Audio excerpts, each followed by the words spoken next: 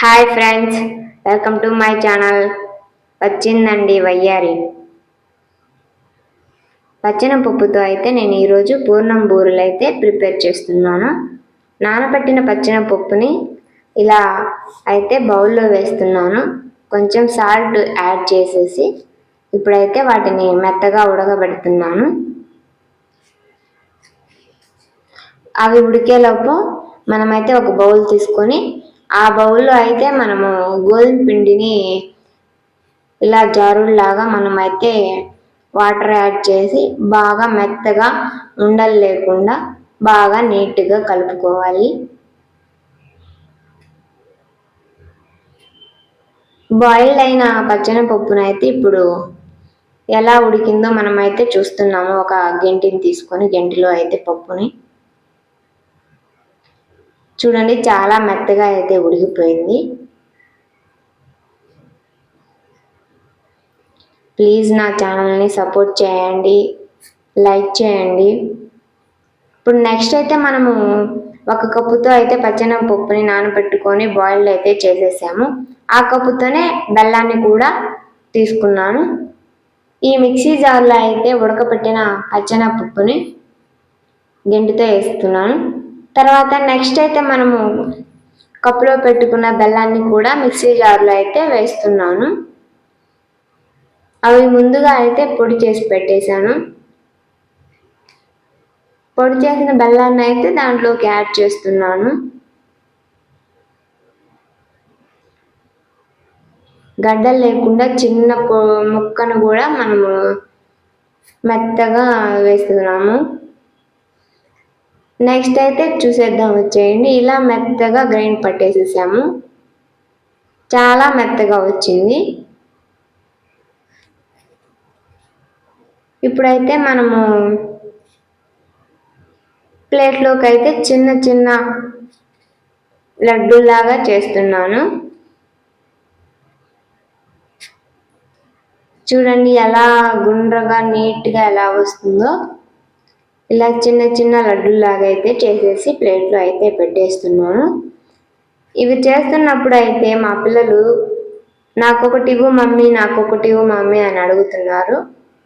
నేనైతే ఇప్పుడే కాదమ్మా, ఇంకా చేసేసిన తర్వాత తీస్తాను అని చెప్పి వాళ్ళని పక్కకి వెళ్ళి కూర్చోండమ్మా అని చెప్పేశాను. వాళ్ళైతే వెళ్ళారు. ఫైనల్గా అయితే ఇన్ని లడ్డూలాగా వచ్చేసాయి.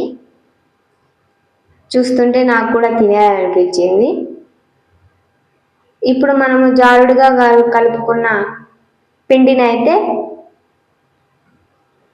మైదా పిండి యాడ్ చేసుకోవచ్చు, గోధుమ పిండిని యాడ్ చేసుకోవచ్చు. అది ఎవరి ఇష్టం వాళ్ళది. నేనైతే ఇలా మైదా పిండి కొంచెం, గోధుమ పిండి కొంచెం అయితే ఇలా జారులా కలిపేసాను. ఇప్పుడు బాయిల్డ్ అవుతున్న ఆయిల్లో అయితే కొంచెం పిండిని వేసాను. అలా పైకి రావడం వల్ల నూనె అనేది బాగా బాయిల్డ్ అయిందని అర్థము. ఇలా లడ్డూలాగా చేసుకున్న పూర్ణంనైతే పిండిలో అయితే ఇలా డిప్ చేస్తూ ఇలా పైకి కిందికి అలా అంటూ బాయిల్డ్ అయిన ఆయిల్లో అయితే వేస్తున్నాను.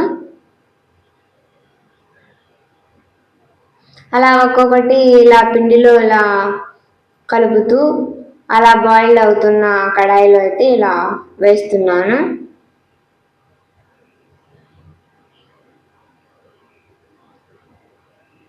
ఇలా బాయిల్ అవుతున్నప్పుడు ఇలాచీ స్మెల్ అయితే చాలా స్మెల్ వస్తుంది.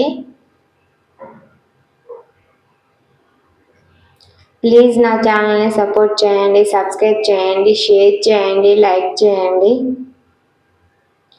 ఇలాంటి వీడియోస్ మరిన్ని వీడియోస్ నేను చేస్తాను.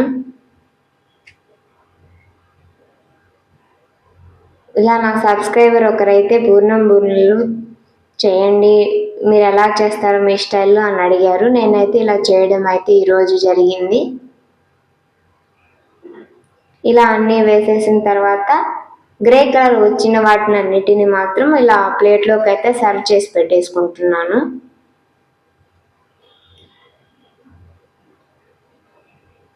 మీరు కూడా ట్రై చేయండి. ఇలా ట్రెడిషనల్గా పండగలకి, ఇలా ఫెస్టివల్స్కి ఇలా అయితే మనము చాలా టేస్టీగా బాగా వస్తుంది. చూడండి ఇప్పుడైతే టేస్ట్ చేస్తున్నాను. లోపల పూర్ణం అంతా అయితే ఇలా ఉడికిపోయింది, పప్పు కూడా నీట్గా బాయిల్డ్ అయిపోయింది. టేస్ట్ అయితే చాలా సూపర్గా ఉందండి, మీరు ట్రై చేయండి. ఆ పప్పు మొత్తము బాయిల్డ్ అయిన తర్వాత ఇలా తింటూ ఉంటే చాలా టేస్టీగా అనిపించింది. ప్లీజ్ నా ఛానల్ని సపోర్ట్ చేయండి, సబ్స్క్రైబ్ చేయండి.